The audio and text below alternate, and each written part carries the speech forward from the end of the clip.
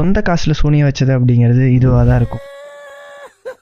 ஆக்சுவலாக கொஞ்சம் க்ரியேட்டிவான ஷாட் எடுக்கலாம் அப்படின்னு சொல்லிட்டு இந்த ஸ்டீலை கட் பண்ணும்போது இந்த ஸ்பார்க் பறக்கும். ஸோ டிஃப்ரெண்ட்டாக இருக்கட்டும் அப்படின்னு சொல்லிட்டு நான் இந்த பேக் சைடில் இந்த கேமரா வச்சு இந்த ஒரு ஷாட் எடுத்துட்டு இருந்தேன். இந்த கட் பண்ணும்போது இந்த ஸ்பார்க் வந்து அதிகமாக பறக்கும். இது பேசிக்கலாக நம்ம மேலே பட்டாலும் பெருசாக ஒன்றும் நமக்கு பாதிப்புகள் இருக்காது. அதனால இது ஒன்றும் பெரிய பிரச்சனையாக இருக்காது அப்படின்னு நினைச்சு பின்னாடி கேமரா வச்சேன். அது அந்த ஸ்பார்க் ஃபுல்லாக அதில் படணும்னு சொல்லிட்டு ஆங்கிள் கிரைண்டரை திருப்பி வச்சு அறுத்தேன். கரெக்டாக ஷாட்டு நல்லா வந்தது. கேமரா மேலே பார்த்தா சின்ன சின்ன டாட்டாக இருந்தது. ஒரு டஸ்ட்டாக இருக்குமோ அப்படின்னு சொல்லிட்டு சுரண்டி பார்த்தா போவே இல்லை. அப்புறம் தான் தெரியுது இது கட் பண்ணும்போது இந்த ஸ்டீல் பார்ட்டிகல்ஸ் தான் வந்துட்டு இந்த ஸ்பார்க்லே வருது. ஸோ அந்த பார்ட்டிகல்ஸ் எல்லாமே கேமரா மேல பட்டு இந்த கிளாஸே மெல்ட் பண்ணிருக்கு. இதுல ஒரு நல்ல விஷயம் என்ன அப்படின்னு பாத்தீங்கன்னா, மேல டெம்பர் கிளாஸ் ஒட்டியிருந்தேன். டெம்பர் கிளாஸ் மேல பட்டதுனால என்னோட மெயின் கிளாஸ் எதுவும் ஆகவில்லை. ஸ்பார்க்லாம் வச்சு வீடியோஸ் ஏதாவது ஷூட் பண்ண போறீங்க அப்படிங்கிற மாதிரி ஐடியா இருக்குன்னா அந்த மாதிரி ஐடியாவை இப்பயே வந்து மறந்துருங்க. ஏன்னா வந்துட்டு நல்ல வேலை நான் டெம்பர் கிளாஸ் ஓட்டினால என் கேமரா தப்பிச்சது. இதே மாதிரி உங்க கேமராஸ்ல இந்த மாதிரி கிரியேட்டிவா ட்ரை பண்ணி இந்த மாதிரி ஏதாவது பிரச்சனை நடந்திருந்தா கீழே கமெண்ட்ஸ்ல சொல்லுங்க.